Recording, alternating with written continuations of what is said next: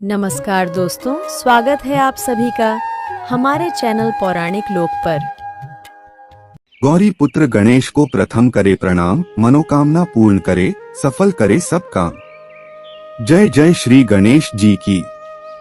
आप सभी भक्तों को श्री गणेश चतुर्थी व्रत की हार्दिक शुभकामनाएं।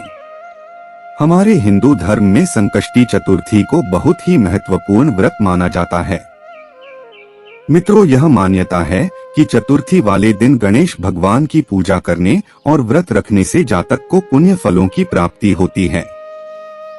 जो भक्त इस दिन गजानन महाराज की सच्चे मन से पूजा अर्चना करते हैं, विघ्नहर्ता श्री गणेश अपने भक्तों के सारे कष्ट हर लेते हैं और गणपति जी की कृपा से उनको सुख समृद्धि, धन, वैभव और ऐश्वर्य की प्राप्ति होती है।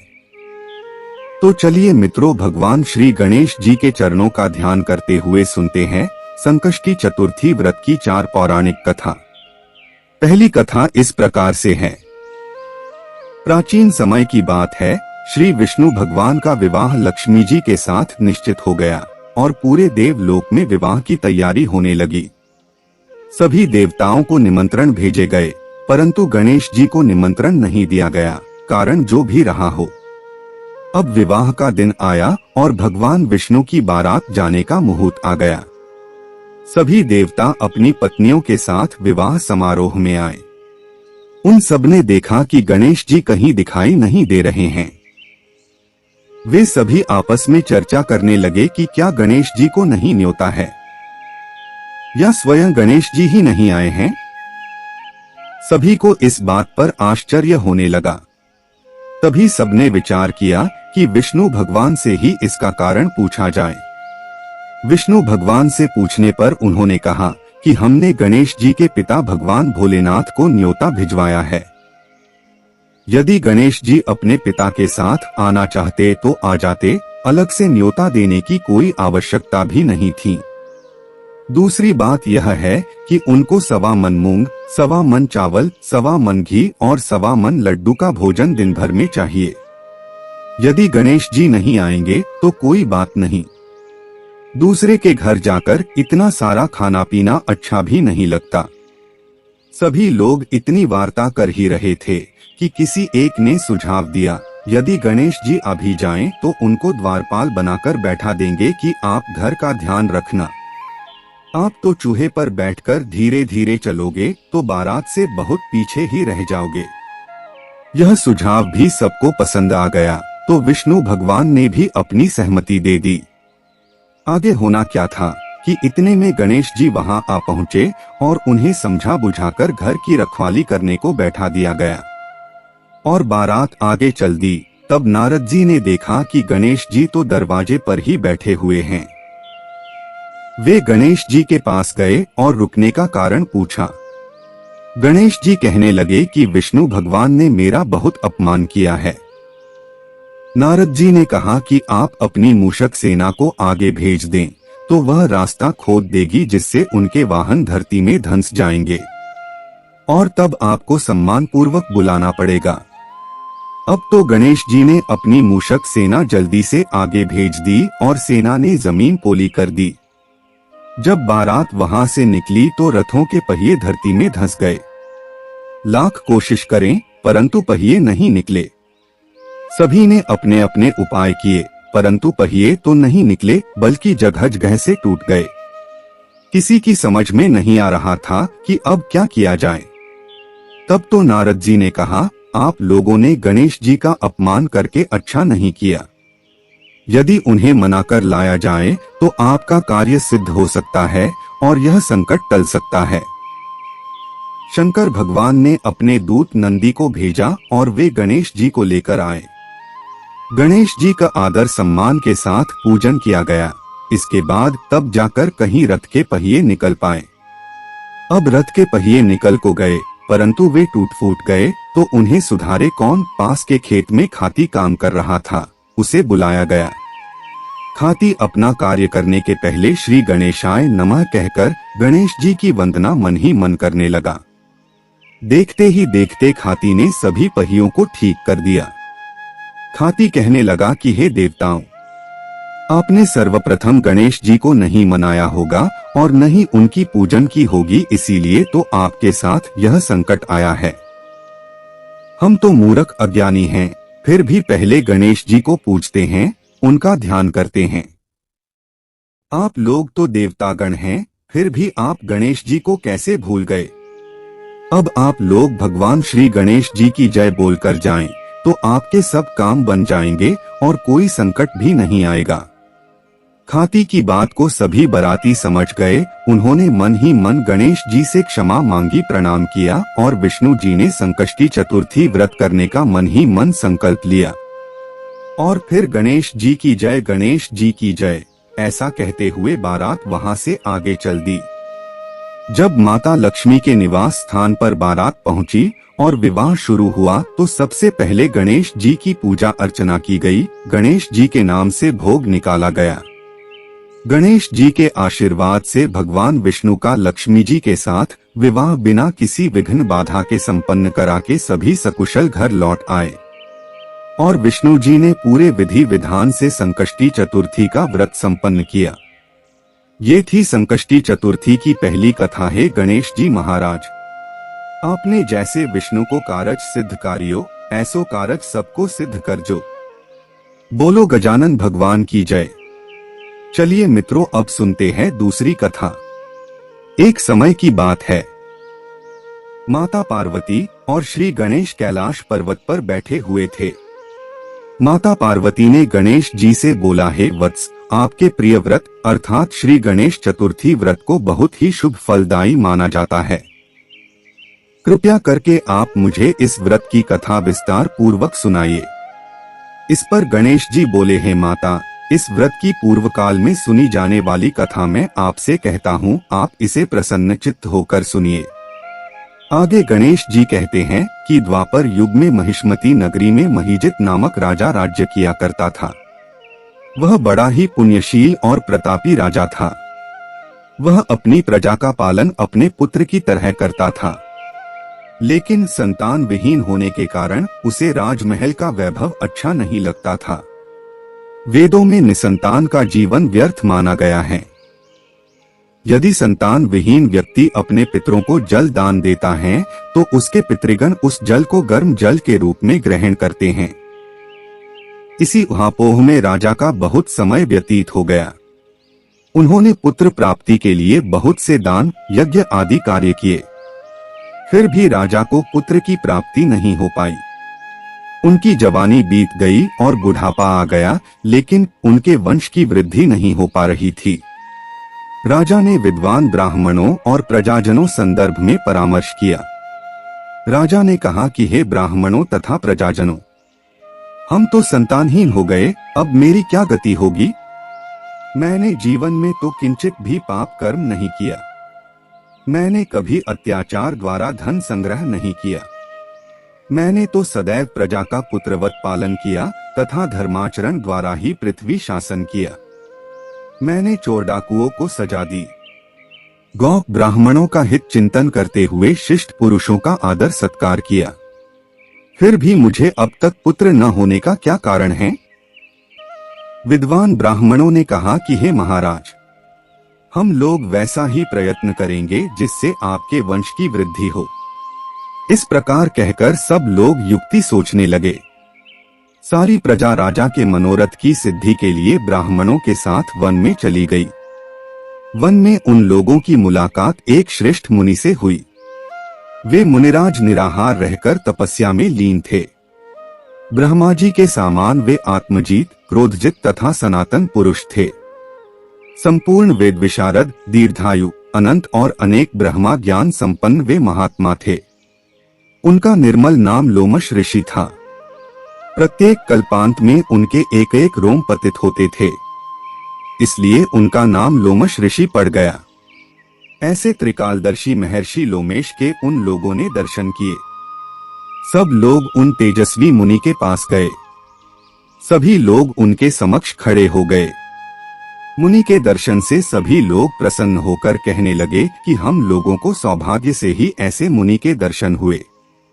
इनके उपदेश से हम सभी का मंगल होगा, ऐसा निश्चय कर उन लोगों ने मुनिराज से कहा। हे ब्रह्मऋषि, हम लोगों के दुख का कारण सुनिए। अपने संदेह के निवारण के लिए हम लोग आपके पास आए हैं। हे भगवान, आप कोई उपाय बताएं।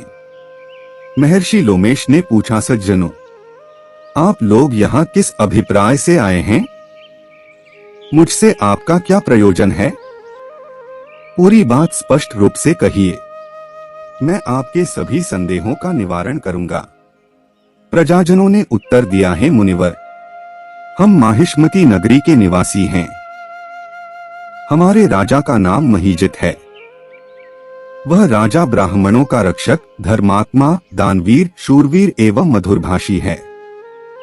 उस राजा ने हम लोगों का पालन पोषण किया है, लेकिन उन्हें आज तक संतान की प्राप्ति नहीं हुई है। उन्होंने कहा, हे भगवान, माता पिता को केवल जन्मदाता ही होते हैं, लेकिन असल में पोषक तो राजा ही होता है। उन्हीं राजा के लिए हम गहन वन में आए हैं। आप कोई ऐसी युक्ति बताइए जिससे राजा को संतान की प्राप्ति हो सके। ऐसे गुणवान राजा को कोई पुत्र न हो, यह बड़े दुर्भाग्य की बात है। हे मुनिवर, किस व्रत, दान, पूजन आदि अनुष्ठान कराने से राजा को पुत्र होगा? आप कृपा करके हम सभी को बताएं। प्रजा की बात सुनकर महर्षि लोमेश बोले, हे भक्तजनों, आप लोग ध्यानपूर्वक सुने। मैं संकट नाशन व्रत को बतला रहा हूँ। यह व्रत निसंतान को संतान और निर्धनों को धन देता है। प्रत्येक मास की चतुर्थी को गजानन महाराज की भक्ति पूर्वक पूजा करें। पूरे विधि विधान से व्रत करके राजा ब्राह्मणों को भोजन कराएं। साथ ही उन्हें वस्त्र दान करें। गणेश जी की कृपा से उन्हें अवश्य ही पुत्र की प्राप्ति होगी। महर्षि लोमश की यह बात सुनकर सभी लोग करबद्ध होकर उठ खड़े हुए। सभी ने आकर यह बात राजा से बताई और यह बात सुनकर राजा बहुत प्रसन्न हुए। उन्होंने श्रद्धा पूर्वक विधिवत गणेश चतुर्थी का व्रत करके ब्राह्मणों को भोजन, वस्त्र आदि का दान दिया। रानी सुदक्षिणा को गणेश जी की कृपा से 9 माह के बाद एक सुंदर और सुलक्षण पुत्र की प्राप्ति हुई। श्री गणेश जी कहते हैं, माता, इस व्रत का ऐसा ही शुभ फलदायी प्रभाव है। जो व्यक्ति इस व्रत को श्रद्धा पूर्वक करें, वे समस्त सांसारिक सुख के अधिकारी होंगे। श्री गणेश जी ने कहा कि धरती लोक पर जो भी भक्ति इस व्रत को विधि पूर्वक करेगा, श्री गणेश जी की कृपा से उनकी सभी मनोकामनाएं अवश्य ही पूरी होंगी। मित्रों, यह थी दूसरी कथा। तो बोलिए गौरी पुत्र गणेश की जय। ओम नमो गण गणपते नमः। मित्रों, अब हम आपको संकटा चतुर्थी की एक अन्य कथा सुनाने जा रहे हैं। इसे भी इसी प्रकार से मन लगाकर और प्रेम भाव से सुने। एक बार माता पार्वती और भगवान शिव नदी किनारे बैठे हुए थे। इसी दौरान माता पार्वती को चौपड़ खेलने की इच्छा हुई। वहां कोई तीसरा व्यक्ति नहीं था। ऐसे में माता पार्वती ने निर्णायक की भूमिका के लिए मिट्टी से एक बालक की मूर्ति बनाई और साथ ही उसमें जान भी डाल दी। माता पार्वती और भगवान शिव ने उस बच्चे को आदेश दिया कि उसे यह खेल अच्छे से देखना है और अंत में यह फैसला लेना है कि इस खेल में किसी हार हुई और किसकी जीत हुई। दोनों ने खेलना शुरू किया और माता पार्वती बार बार भगवान शिव को मात दे रही थीं। काफी समय तक इसी प्रकार से खेल चल रहा था, लेकिन उस बालक ने गलती से एक बार माता पार्वती को पराजित घोषित कर दिया।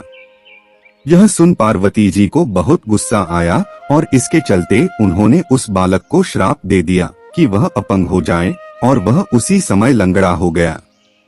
उस बालक ने माता पार्वती से माफी मांगी, लेकिन उन्होंने कहा कि यह श्राप अब वापस नहीं हो सकता है, लेकिन वह एक उपाय बता सकती हैं जिससे वह श्राप से मुक्ति पा सकेगा। उन्होंने कहा कि संकष्टी वाले दिन यहाँ पर पूजा करने कुछ कन्याएं आती हैं, तुम उनसे इस व्रत की विधि जानकर सच्चे मन से व्रत करना।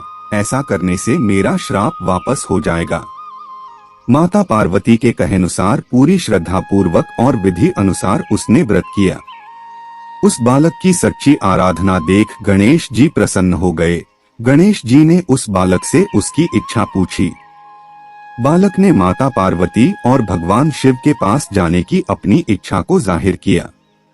गणेश जी ने उस बालक की इच्छा पूरी की, साथ ही उसका पैर भी पहले की भांति होगा और उसे शिवलोक में स्थान की प्राप्ति हो गई। जब वो बालक शिवलोक पहुंचा तो वहां उसे केवल शिव जी मिले, क्योंकि माता पार्वती किसी भूल करने के कारण शिव जी से नाराज होकर कैलाश पर्वत छोड़कर चली गई थीं। शिव जी ने उस बच्चे से पूछा कि वो यहाँ कैसे आया, उसे शिवलोक में स्थान कैसे मिला। तब उसने संकष्टी के व्रत के बारे में बताया कि किस प्रकार से उसने संकटा चतुर्थी का व्रत किया और गणेश जी ने उस पर अपनी कृपा बनाई। इसके बाद भगवान शिव जी ने भी मां पार्वती को मनाने के लिए उस व्रत को पूरे विधि विधान से पूरा किया। इसके प्रभाव से माता पार्वती प्रसन्न हो गईं और कुछ ही समय में कैलाश पर वापस लौट आईं। मित्रों, इसी प्रकार संकष्टी चतुर्थी के दिन गणेश जी की पूजा करने से व्यक्ति की हर मनोकामना पूरी होती है।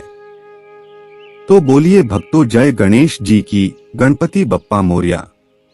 जैसे गणेश जी आपने ने उस बालक को शिवलोक का सुख दिया, वैसे ही अपने सभी भक्तों को देना। जो भी आपका पूजन करने सबको देना, सभी के दुख कष्टों को दूर करना। तीसरी कथा समाप्त हुई। तो बोलिए मित्रों, गौरी पुत्र गणेश जी की जय हो। अब सुनते हैं अंतिम कथा। प्राचीन काल में मकरध्वज नामक एक राजा हुआ करते थे। वे राजा प्रजा पालन के प्रेमी थे। उनके राज्य में कोई निर्धन नहीं था या किसी भी प्रकार के संसाधनों की कोई कमी नहीं थी। राज्य में चारों वर्ण अपने अपने धर्मों का पालन प्रेम पूर्वक किया करते थे। राजा के कारण प्रजा को चोर डाकू आदि का भय नहीं था और इसी कारण प्रजा सुखी रहती थी। सभी लोग उदार, सुंदर, बुद्धिमान, दानी और धार्मिक थे। परंतु राजा को एक दुख था कि इतना सुंदर राज्य शासन होते हुए भी राजा को पुत्र की प्राप्ति नहीं हो रही थी। तत्पश्चात राजा ने महर्षि याज्ञवल्क्य से सहायता मांगी और उनकी कृपा से उन्हें कालांतर में एक पुत्र की प्राप्ति हुई।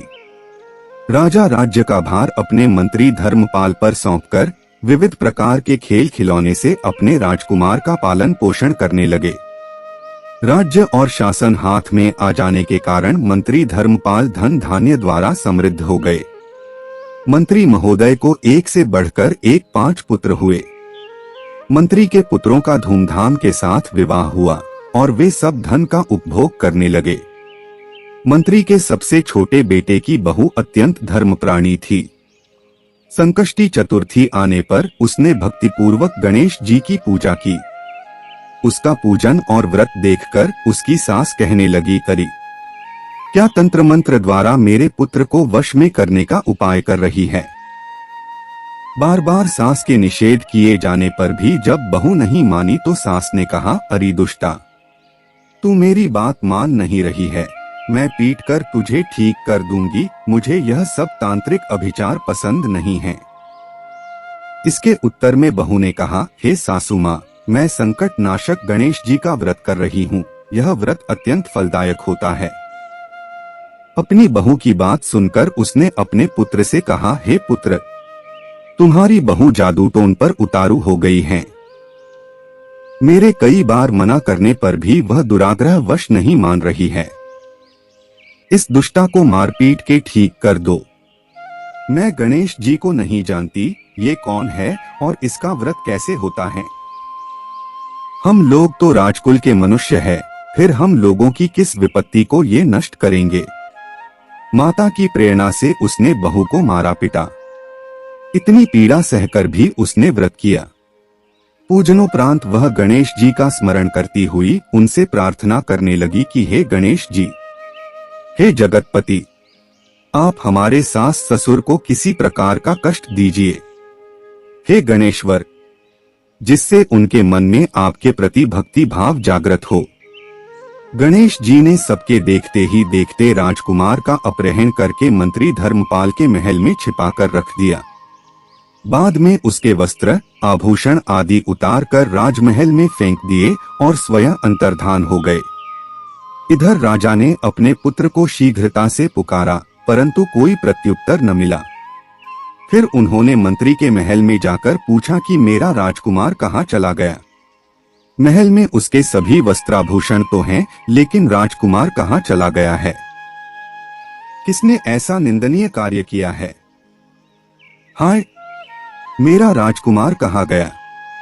राजा की बात सुनकर मंत्री ने उत्तर दिया, हे राजन, आपका चंचल पुत्र कहाँ चला गया, इसका मुझे पता नहीं है।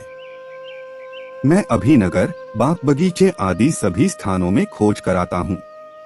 इसके बाद राजा नौकरों, सेवकों आदि से कहने लगे, हे अंगरक्षकों, मंत्रियों, मेरे पुत्र का शीघ्र पता लगाएं। राजा का आदेश पाकर दूत लोग सभी स्थानों में खोज करने लगे।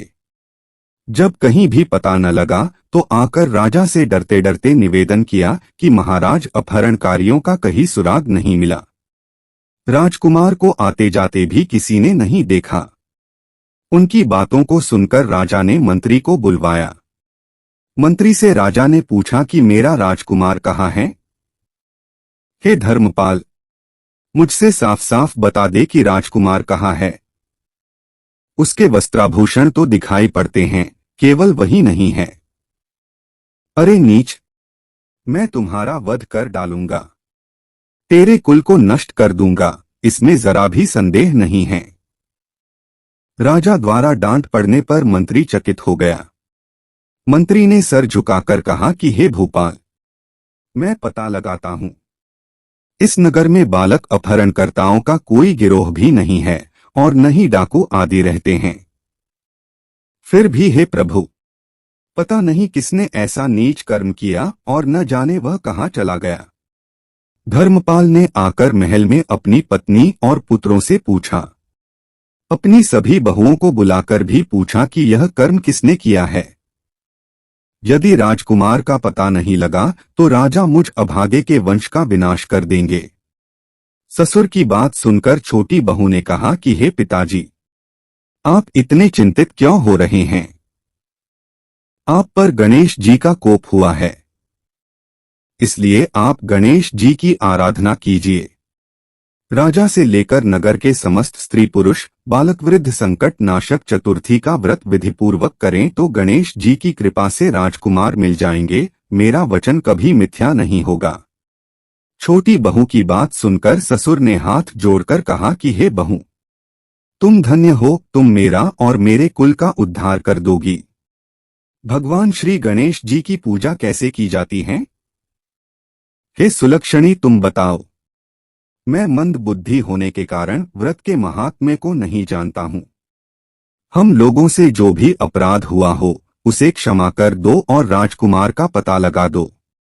तब सब लोगों ने वा विघ्ननाशक गणेश चतुर्थी का व्रत आरंभ किया। राजा सहित समस्त प्रजाजनों ने गणेश जी को प्रसन्न करने हेतु व्रत किया। इससे गणेश जी प्रसन्न हो गए और सब लोगों के देखते ही देखते उन्होंने राजकुमार को प्रकट कर दिया। राजकुमार को देखकर सभी नगरवासी आश्चर्य में पड़ गए। सब लोग बहुत प्रसन्न हुए और राजा के हर्ष की तो सीमा ही नहीं रही। राजा बोले, गणेश जी धन्य हैं और साथ ही साथ मंत्री की बहू भी धन्य हैं, जिसकी कृपा से मेरा पुत्र यमराज के पास जाकर भी लौट आया। अतः सब लोग इस संतानदायक व्रत को निरंतर विधिपूर्वक करते हैं।